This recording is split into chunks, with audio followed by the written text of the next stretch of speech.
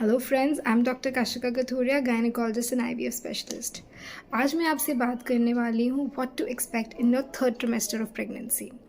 So yes, this is a phase when you're excited to welcome your little one. At the same time, you're dealing with a lot of discomforts.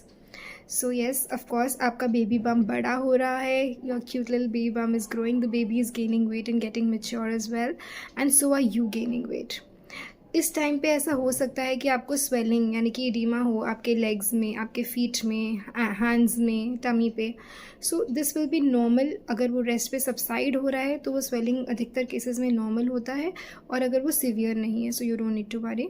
उसके अलावा आपको stretch marks हो सकते हैं abdomen पे, thighs पे, breast पे. Again coconut oil और keeping it moisturised is a very good idea to deal with the stretch marks. कुछ स्किन पिगमेंटेशंस हो सकती है डिफरेंट एरियाज़ में, जो कि अधिकतर केसेस में डिलीवरी के बाद सबसाइड हो जाती हैं. So you don't need to worry about them. Apart from that, क्योंकि बेबी बम्प ग्रो कर रहा है तो आपको हो सकता है कुछ एसिडिटी का, हार्ट बर्न का इशू हो. So that again is a very common symptom that you encounter. उसके अलावा ऐसा हो सकता है कि आपको यूट्रस के एरिया में यानी कि वूम के एरिया में, मतलब आपका जो बेबी बम्प है वहाँ पे आपको कुछ कॉन्ट्रैक्शंस यानी कि कुछ टाइटनेस और डिस्कम्फर्ट, पेन जैसा फील हो. इनको हम ब्रैक्सटन हिक कॉन्ट्रैक्शंस बोलते हैं. ये नॉर्मल होती है प्रोवाइडेड ये रेस्ट करने पे या पोजीशन चेंज करने पे सबसाइड हो रही हैं और ये धीरे धीरे बढ़ ना रही हैं. That means they are just normal Braxton Hicks contractions जो कि होती हैं ताकि आपका यूट्रस प्रिपेयर हो पाए आगे जाके चाइल्ड बर्थ के लिए और लेबर पेन्स के लिए.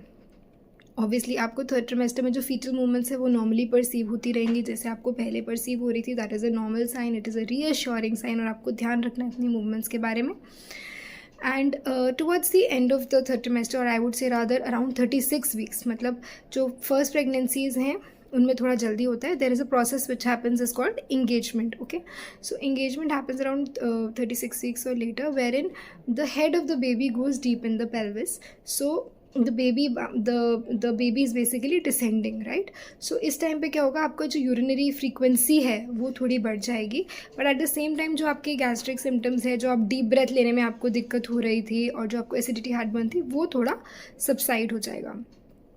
So these are all some of the symptoms that you can, some of the things that you will encounter in the third trimester of pregnancy.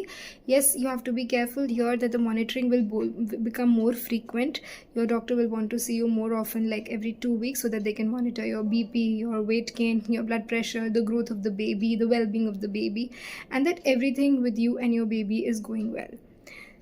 So that is some little information about the third trimester of pregnancy. Thank you.